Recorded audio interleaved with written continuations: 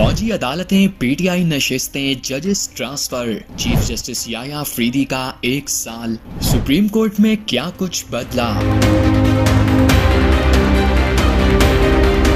Chief justice याया अफरीदी ने 26 अक्टूबर 2024 को 26वीं आईनी तरमीम के जरिए अपने ओहदे का हल्फ लिया। इस अरसे में बतौर चीफ जस्टिस सुप्रीम कोर्ट खुद को सियासी मामलात से अलग करके इंतजामी मामलात पर ज्यादा तवज्जो मरकूज की। चीफ जस्टिस ने 26वीं आईनी तरमीम में दिए गए आईनी बेंच की तश्कील की, जिसने 14 नवंबर 2024 से बाकायदा समाअतों का आगाज किया। अपने असरात के एतबार से सुप्रीम कोर्ट के आईनी बेंच ने इस वक्त तक जो सबसे अहम फैसला किया है वो सिविलियंस के फौजी अदालतों में ट्रायल से मुतालिक है, जिसको आईनी बेंच ने दुरुस्त करार दिया है।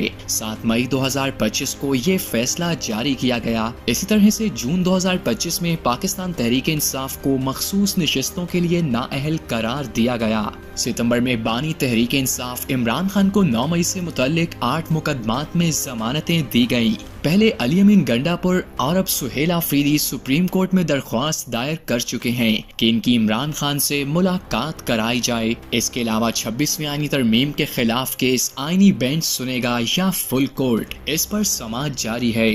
ये भी इजाजत दी गई कि सदर मुमलिकत हाई कोर्ट के जज साहिबान को ट्रांसफर कर सकते हैं। चीफ जस्टिस के 28 अक्टूबर 2024 से लेकर 21 मई 2025 तक लगभग 7 माह के अंदर अदालत उज़्मा ने सजाए मौत के 238 मुकदमात के फैसले किए। 11 फरवरी 2025 को IMF वफ्द ने चीफ जस्टिस याया अफरीदी से मुलाकात की, जो कि मुल्की तारीख के तनाजुर में एक नया वाक़या था। मौजूदा चीफ जस्टिस के 1 साल के अरसे में सामने आने वाले तनाज़ुआत का ताल्लुक ज्यादातर 26वीं आईनी तरमीम से है। ऐसा ही एक मामला 21 जनवरी को सामने आया, जब चीफ जस्टिस मंसूर अली शाह के बेंच से एक मुकदमे को हटा दिया गया। 26वीं आईनी तरमीम के बाद सुप्रीम कोर्ट अमली तौर पर 2 हिस्सों में बढ़ चुकी है। आम नौयत के मुकदमात सुप्रीम कोर्ट, जबकि आईनी नौयत के मुकदमात अब आईनी बेंच समाअत करता है।